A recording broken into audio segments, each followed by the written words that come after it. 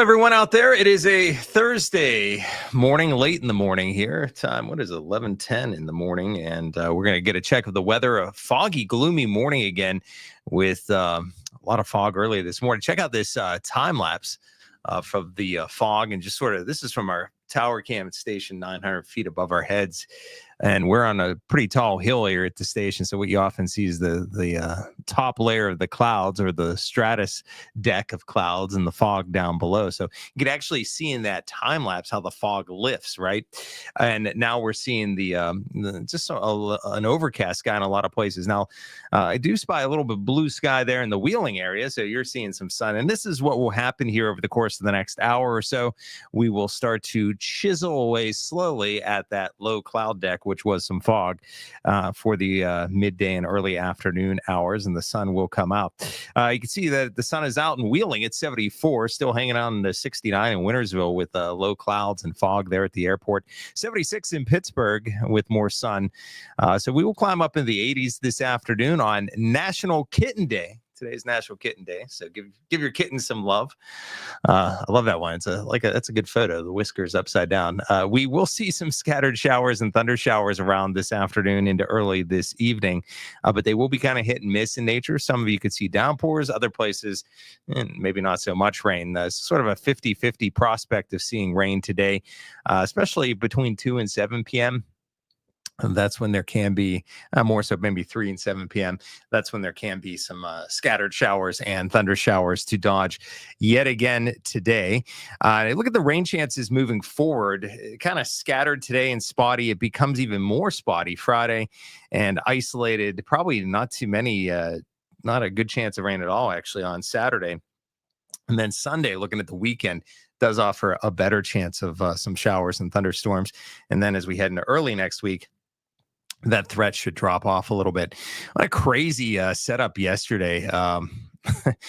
We had a lot of the rain south of I-70 towards the Mason-Dixon line. And then all of a sudden, into the early afternoon hours, this downpour just developed across southern Jefferson County near Smithfield and Adena. And I can zoom up here a little bit and show you guys. I mean, just the amounts of rain in these areas were rather excessive. And it just started here in Jefferson County and eastern Harrison County. And then it moved back to the northwest.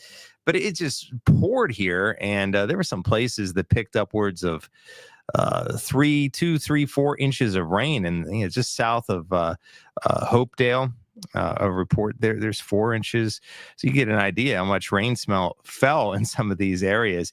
But very short distances away, Steubenville to Hopedale isn't all that far, and Steubenville really didn't have any rain whatsoever. But just shows you what you can get with these showers and thunderstorms in the summertime is some wide ranges. So you go from 4 inches of rain to less than an inch of rain at about less than 5 miles, and no rain at all in about 10 miles. So it's kind of amazing, but it does make sense from a weather standpoint how you can get these downpours like this. But boy, that thing, and then it went up into Tuscarawas County and brought some flooding rains to that area as well. You could see that there was a report of high water at 6:46. So it started in Harrison County and Jefferson County yesterday, and then towards Hopedale, Caddis, southern Jefferson County, and then over Tappan Lake, and then moved back northwest into Tuscarawas County, 6:46. There was some reports of flooding. So again, that was yesterday. Just showing you what can happen. It's a difficult forecast in the summertime because this kind of stuff can happen. And a lot of other areas don't even see a drop of rain. So again, that could be the case this afternoon. The main reason in the summertime you can have some problems like this is that in the spring you have the upper steering flow with these thunderstorms. They move in, they move out, pretty fast. In the summertime, there's not much of a steering flow. The jet streams to our north. There's nothing to push these storms along. So what happens is they basically can rain themselves out. Wherever they pop up, they move very little. And then you get a lot of rain in some areas. That's why, some areas can get a lot of rain and some areas don't. From a forecasting standpoint, it's very challenging to try to figure out where there's actually going to be rain popping up. Now, with those stratus clouds overhead, and the fog of this morning, there's not a real lot of activity breaking out right now locally. But if you look closely, to our west, there are already some signs that there are some showers beginning to pop up. So we lose the fog and the clouds, so the sun will come out, and then we'll break out with some scattered showers and thunder showers. That's the first sign that the atmosphere is starting to pop here just to our west. So we could see something similar locally. So there's the cloud cover again. Locally, you can see the clouds beginning to break. Sort of show you up close here.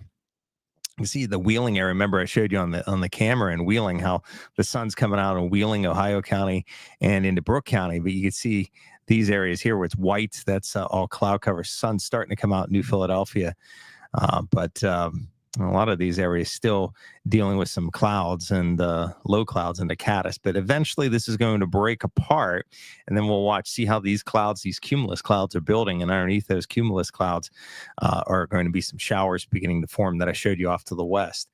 So you can really, just by looking at a satellite imagery, it really tells you a lot. You can see the different textures of the clouds. This is the clouds that are growing in height. You're looking for when showers and thunderstorms develop, you're looking for those clouds to keep growing like that. And that's what we're seeing in these areas. These are low clouds right here, but that speckled nature, those are those cumulus clouds that are growing. So, and then these are some high clouds right here streaming through. So all kind of different layers of clouds. The satellite imagery really does tell a good story. Here's a look at a futurecast. So as we head into the afternoon, you get the idea. The clouds break open for some sunny breaks. We get up to around 84, 85 degrees, and there can be some scattered showers, thunder showers around 2 p.m. to 7 p.m. This afternoon into early this evening. They will be scattered. They'll be hit and miss, but where they pop up, they could put down some heavy rain in some locations. That fizzles out, and guess what develops overnight? Fog again into Friday morning, and then the fog will lift gradually, and then we'll see breaks of sun, and there can be a couple of hit or miss showers and thunder showers. I think there'll be fewer tomorrow than today, and even fewer. And I'll show you this as we head into Saturday. Even fewer expected on Saturday. Notice how a lot of the local area is going to stay mainly dry. Something isolated could pop up, but a lot of the area is staying dry. Good pool day Saturday because that high temperature climbs in the upper 80s to near 90 degrees. And if you look off here to the west Saturday, see how these thunderstorms are a bit more numerous? That's with a front that'll be moving towards us Sunday. So for that reason, our threat of rain will start to pick up a bit on Sunday. So scattered rains this afternoon, high 84, and then it becomes more spotty in nature Friday and especially Saturday. High of 86 Friday, 89 on Saturday. Can be areas of fog around next couple of mornings. And then as that system that I showed you off to the west in Indiana moves in our direction Sunday, that can lead to some higher rain chances Sunday afternoon. It doesn't mean it's going to rain all day or a large portion of the day on Sunday, but those rain chances will start to pick up in the afternoon and evening Sunday. Monday, the threat of rain starts to drop off into Tuesday and Wednesday being largely dry, and the temperature goes back up into the upper 80s. Another front's coming through here later next week, next Thursday or next Friday. Being this far out, the timing is, not set in stone by any stretch of the imagination. So it'll either come through next Thursday, next Friday. One of those days will have a decent chance of a thunderstorm. And it is also going to drop the temperatures later next week, either Friday into Saturday. And we have gone a stretch here of low temperatures above 60 degrees. I think Nathan was compiling the stats. I think it was like the longest in over 10 years.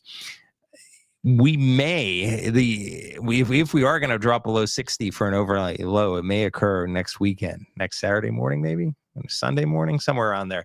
That's a big if. That's a long ways out there, but there's an indication that next front will bring a somewhat drier air mass to the region. We just have a lot of humidity, and that's why you look at those overnight low temperatures. They're up there, totally different than last year. Last summer it was hot and dry. You had bigger ranges and low temperatures in the morning and high temperatures in the afternoon because of the drier air mass. But when you get into a very muggy air mass, Your overnight lows stay warm, really warm. We haven't had, like I mentioned, days, weeks here going back through June without temperatures. I think you have to go back to early June to see the temperature actually drop below 60, which is quite remarkable, considering an average low this time of year 63. But we've been well above average. The low temperatures have been incredibly. Just look at the year as a whole. Years as a whole, that's the one thing that really sticks out. Everyone always likes to talk about the high temperature, but the low temperatures at night have been incredibly warm. A lot warmer than average than high temperatures, and that's because of more moisture in the air. Okay, let's see. We got some comments here. Let's see, Jeff. What do we make of all the rain and flooding? It's been a crazy year, says Brian. It certainly has. I mean, not only locally, of course, but across the country. And when it comes to global warming, and I know it gets political with a lot of people, but to me, I look at the science of it. I always tell people when I do talks, you can't argue that global warming is not occurring. There's too much data out there. But you have a warmer climate. The three things that we've noticed in our area, again, warm overnight lows, warmer than well above average overnight lows. Why is that? Because there's more moisture in the air. There's higher humidity. And the higher humidity, if you have a warmer air holds more water than colder air. So if your air is constantly warmer, you're holding more water with it. So that's the reason why the low temperatures are way above normal, and that's the reason why we're seeing above normal, above normal humidity, dew points, and it's just extra water in the air. So when you have that in place, that's leading to flooding events. In summertime, this is the time of the year where I mentioned the jet stream vacations north into Canada. You get these showers and storms; they pop up and they rain themselves out. So, that's locally. In Texas, that was a little bit of a different story. That's flash flooding alley there in Texas, and that portion of Texas and the hill country. They unfortunately have seen a lot of flash floods in that area. And the main culprit there was because of a tropical system, leftovers of Tropical Storm Barry, which was extra, rich moisture, which aided to that flooding as well. And just the topography that led to ridiculous rain amounts and hours that caused all that flooding. But, it's different in different places. But the one thing, if you warm the climate, the warmer the air is, there's more moisture in the air. It has the ability to hold more moisture. So the number of excessive rain events, if you look just like at one particular location or across the country, they keep on going up and up and up because you're having more moisture in the atmosphere. So that's leading to higher rain. So these extreme rain events with higher rainfall have been increasing as our climate continues to warm. So that's, you can't really point. Each case is different, but you can't really say one. You can't blame one thing for broad brush it, I guess, with one answer. It's a little more complicated than that, but that is one big thing. The warmer the air, the more humid it is, and the more moisture there is, and the heavier the rain can be. How's it possible it rains in my front yard but not my backyard? That's possible, Suzanne. Just as I've shown you, the nature of these rains can be incredibly scattered. So, I'm not sure where you're at, Suzanne. Can't remember where everyone's located in our area, but it can literally rain. Just for instance, yesterday, it can, rain. It has to stop raining somewhere. And if that's your backyard, unfortunately for you, that's could be your backyard. But you can see the wide ranges in just some short distances. This was yesterday, for an example. But you're talking about, miles of difference between no rain at all, and rain. So there are people in Freeport saying, what are you talking about? Rain and flooding in Harrison County. They didn't see a drop of rain. But up in Hopedale, and especially just south of Hopedale, they saw upwards of 4 inches of rain. But it's just such small areas. So that's how you can get it to rain, in short distances, matter of miles. You can go from inches of rain to next to nothing. And Suzanne says, summertime's storms pop up storms. Not everyone sees rain. Yeah. So that's the way they roll. And let's see, Johnny's sending Facebook places or addresses. I'm not sure what that's about. And Susan, hello from New Athens. Thank you for. I had a double. Yes, I have to. Every time I say New Athens, I have to. Because it's the opposite of Athens. Athens, Ohio. It's New Athens. I just have to check. And Sherrodsville, Carroll County, she said. Okay, so yeah, Carroll County and Sherrodsville. So yeah, well, yesterday there was that sharp cutoff of some rain in Sherrodsville. There you go. You're right on the edge. This is radar estimated, so it may not be 100% true, but you could see this. So here there could have been an inch of rain. Here nothing. Here 2 inches of rain. But let's look at that. If you look at that distance between an inch of rain and nothing, it's like 4 miles. So it's got to cut off somewhere, I guess, right? But that's the nature of those summertime thunderstorms. Okay. And Johnny, thanks for he's talking about high school football, NFL content. Okay, you can bring it, Johnny. You know what? I do sort of do the weather, but if you bring it up with Bill, who does 9-minute fill up, or the sports guys, they may be able to take some of that. I'm probably the wrong person to bring up the sports team. I like to follow sports, but that's I'm more in the weather part of it. Well, I wanted to bring up one more thing here before I leave you guys. The full moon is tonight, and it's the full buck moon. Why the buck moon? Because it's named after the time of year when the male deer, known as the bucks, begin to grow their new set of antlers. So a lot of these the moon names, you see them there. The wolf moon in January, February is the snow moon, March is the worm moon, April the pink moon, May the flower moon, June is the strawberry moon, and July is the buck moon. August is the sturgeon moon. Harvest moon is September. October is the hunter's moon. The beaver moon in November, and December is the cold moon. So they get their names. The Native Americans would name the moon after basically what was going on that time of the year. So in different parts of the country, the names of the moon can actually vary a little bit. Like there were different parts of the country where the Native Americans would call the moon in July the thunder moon because there were a lot of thunderstorms.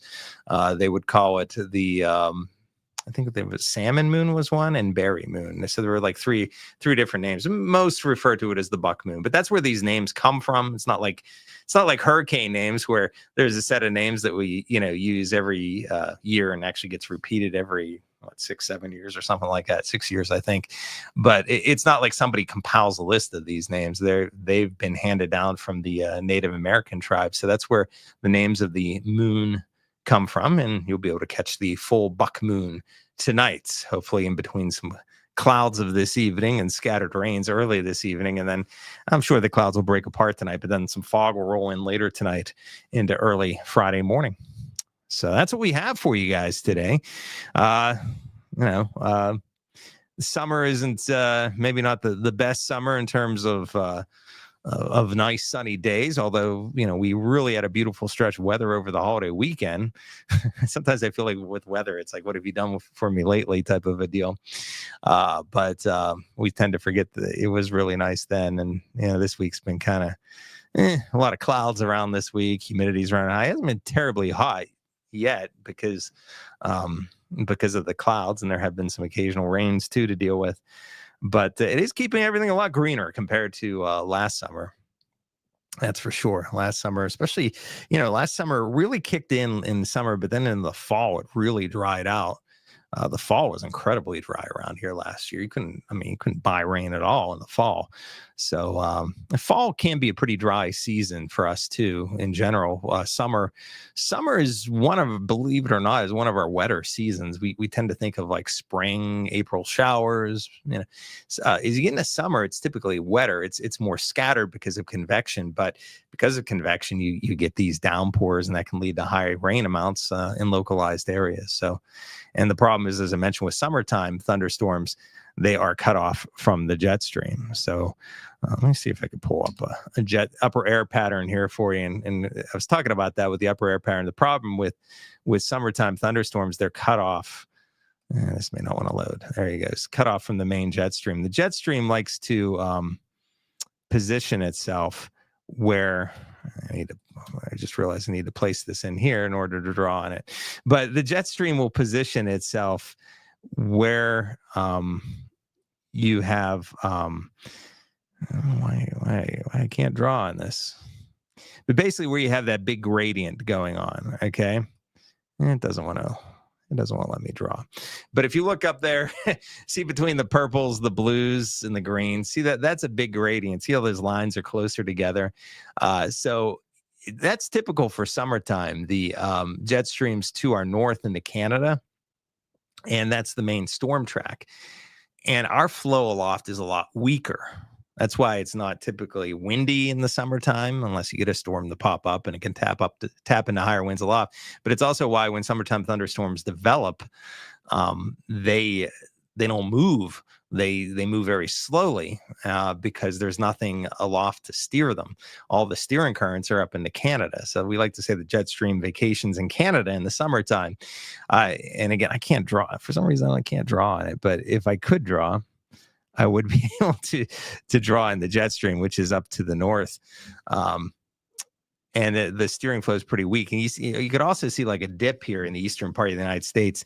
That dip into Canada too, but that little dip is enough cooling aloft that's been generating these thunderstorms. So when you heat the surface, the air is cooler, that creates instability, and thus you get the thunderstorms. But the airflow is weak; it's not moving the storm. So where it pops up, it just rains a lot in one given location. And you sort of see those bright orange colors. Those are the ridges. One ridge is off towards Bermuda, and that's typical. We call that the Bermuda Ridge, Bermuda high pressure system. And then the other one is off in the desert southwest of the United States, towards Mexico and the California area there.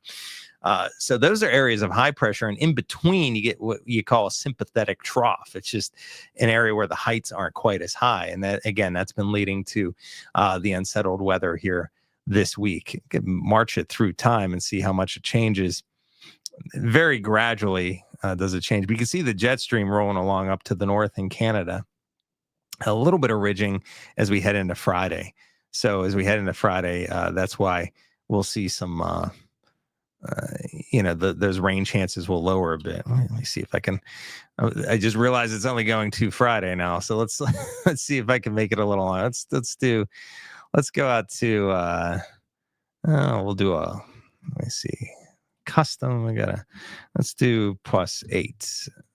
Sort of show you how this works. Okay, so here we go. So we got a little bit of ridging Friday, and then that next trough, see, as it comes into the upper Great Lakes towards Lake Michigan, that gets a little closer Sunday, more so into Monday. That's going to lead to those higher thunderstorm chances out ahead of the trough Sunday, and then the trough moves in Monday, and then the heights rise quickly. So that should lead to that drier weather early next week, and that's a pretty strong ridge through Wednesday. But then later in the week, see the jet stream dips a little bit further to the south. So that's going to lead to those late week rain chances next week. And that could try to deliver some cooler air in here by late next week, heading into next Friday or next Saturday. So notice the flow will start coming more out of the west-northwest then. So this is what, I could just basically look at this and come up with a forecast just by looking at the upper air pattern, tracking the ridges and the troughs as they move across the country.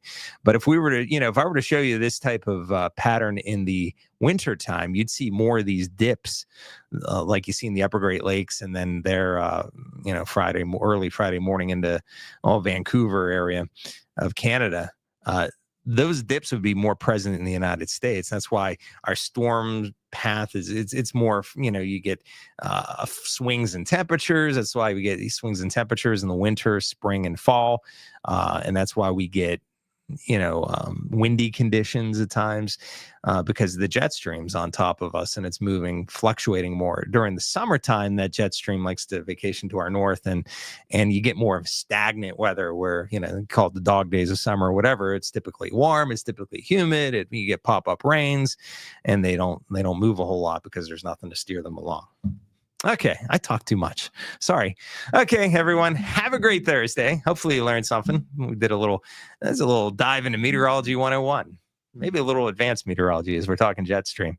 Have a great Thursday. Enjoy the full moon tonight, and I'll see you in a few minutes on News 9 Midday.